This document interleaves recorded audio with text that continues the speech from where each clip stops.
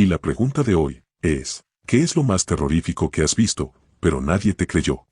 Cuando era niño, encontré un brazo cortado en el bosque. Estaba como a 1,5 kilómetros por un sendero super chango cerca de mi casa, sin señalizar y por el que casi nadie pasaba nunca. Todavía recuerdo lo cubierto que estaba de sangre seca, pero no parecía podrido ni nada. Salí corriendo a casa, pensando que alguien me iba a matar o algo así, y fui directo a contárselo a mi madre. Ella me dijo que no iba a hacer perder el tiempo a la policía por lo que seguramente era solo un trozo de madera, porque según ella nadie estaría en ese bosque de todas formas. Más tarde, por la noche, cuando mi padre llegó del trabajo, logré convencerlo para que fuera conmigo al lugar. Pero cuando llegamos al sitio que yo recordaba, el brazo había desaparecido. Él se rió y dijo algo como que el pie grande necesitaba rascarse la espalda, y ya. Probablemente habría revisado informes de personas desaparecidas o algo así, si no hubiera tenido solo 13 años. Cuando tenía 17 años y vivía en Wisconsin, un amigo y yo paramos en una gasolinera. Aparcamos al lado de una de esas furgonetas raras, de las que se convierten en camper, que estaba pintada a brochazos con un morado horrible y tenía matrícula de otro estado, creo que de Ohio. No sé por qué, pero miré por la ventanilla trasera, que era minúscula, y vi como a 6 bebés en esos asientos para llevar bebés, sentados en el suelo de la furgoneta. Un tipo raro salió de la gasolinera, se subió a la furgoneta y se fue. Llamé a la policía, les di la matrícula y la dirección en la que se fue, pero la operadora no pareció tomárselo muy en serio. A día de hoy, me arrepiento de no haber insistido más ni haber hecho más ruido. Estaba en un cementerio local en Nueva Zelanda, y al salir vi una de esas crucecitas blancas que se usan como marcador temporal antes de poner la lápida. La parte horizontal, donde va el nombre, se había caído. La recogí, la volví a colocar en su sitio, y me fui. Esa noche, me desperté en mitad de la noche y vi a un hombre sentado al pie de mi cama. Todavía lo tengo clarísimo en la cabeza, camisa azul, vaqueros, pelo moreno y largo, y la garganta destrozada. Sentí un miedo terrible y grité a pleno pulmón para que se fuera. Parpadeé, y ya no estaba. Desde entonces, siempre me lavo las manos al salir de un cementerio y no toco nada allí dentro, a menos que pertenezca a la persona que fui a visitar. Edito para añadir. Alguien me mandó un mensaje preguntando por lo de lavarse las manos. En cualquier cementerio, que encuentres en Aotearoa Diagonal Nueva Zelanda, suele haber botellas de agua en la entrada. Se supone que debes lavarte o enjuagarte las manos al salir, creo que es para evitar que algo te siga, o cosas así. Es una práctica de la cultura maorí, y aunque yo sea una chica blanca, tengo familia maorí por parte de papá, y crecí en una zona con mayoría maorí y pacífica. He aprendido a no cuestionar nunca lo que te dicen las tías, aunque pienses que son cosas de hippies, hasta que haces lo de arriba y te llevas el susto de tu vida. Jajajaja. Perdón.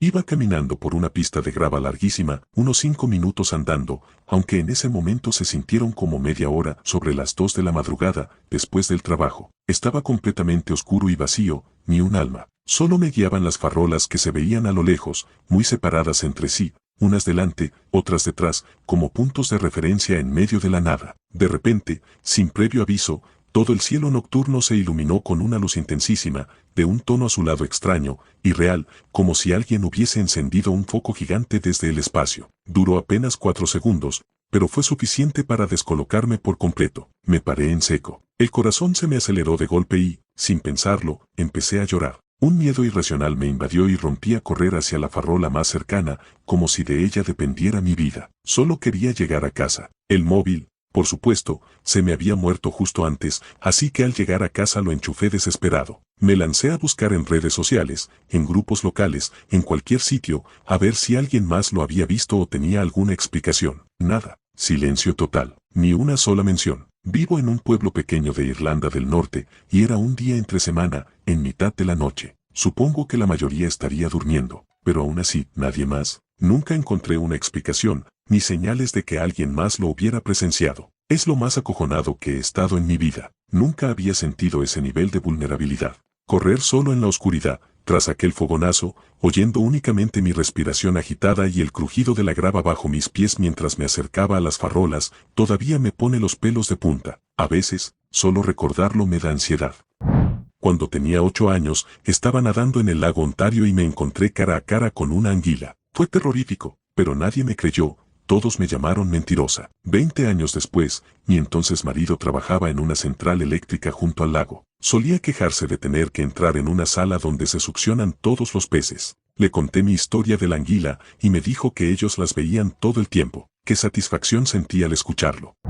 Mi familia tiene una cabaña en un lago en Canadá. Hace unos 10 años, mi hermano y yo pasamos todo el día jugando al Monopoly en el porche. Ya se hacía tarde, el sol se había puesto, era luna nueva, así que no había absolutamente ninguna luz, excepto nuestra linterna y las estrellas. Él se levantó para ir a mear, y yo me quedé allí, mirando la línea de árboles al otro lado del lago, apenas visible contra el cielo estrellado. Unos 10 segundos después, una luz perfectamente esférica, del tamaño aparente de la luna, salió de detrás de los árboles y subió directamente al cielo, hasta volverse demasiado pequeña para verla. Mi hermano salió corriendo de donde estuviera y me preguntó si yo también la había visto. A la mañana siguiente lo comentamos con el resto de la familia. Nadie más la había visto, pero nuestra madre nos preguntó si estábamos bromeando y señaló un artículo de noticias de los años 60, enmarcado en la parte trasera de una puerta, que hablaba de avistamientos exactamente iguales.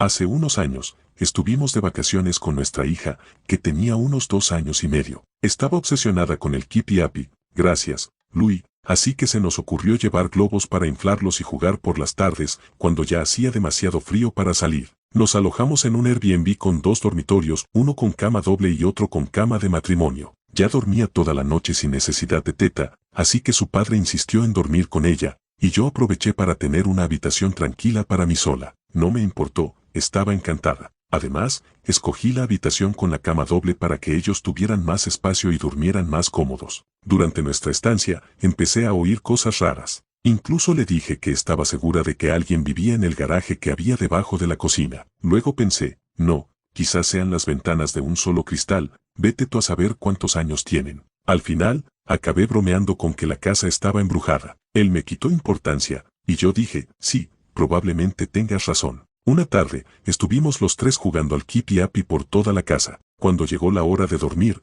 recuerdo que dejé los 2 globos en una habitación junto a la cocina, para que no estuvieran dando vueltas. No había rejilla de ventilación ni nada parecido allí. No sé por qué me pareció importante en ese momento, pero me fijé. Lo que sí importa es que esa habitación estaba en la parte trasera de la casa, y la habitación donde yo dormía daba a la calle, en la parte delantera. En algún momento de la noche, me despertó un sonido muy leve, rebotes. Algo rozando. Estaba medio dormida y no lo tenía claro. El sonido duró 1 minuto más o menos, hasta que me di cuenta de que venía del pie de mi cama. Entonces me asusté, pensando que nuestra hija se había despertado y estaba jugando sola, así que levanté la cabeza rápido, y lo juro, y lo que parecía la cabeza de un niño agachándose para esconderse. Me sentí fatal, pensando que era mi hija, así que la llamé. No respondió. Preocupada, me levanté a buscarla. No estaba escondida al pie de la cama, y además, no habría sido lo bastante alta como para verla desde donde yo estaba. No estaba en ninguna parte de la casa, así que corrí a su habitación,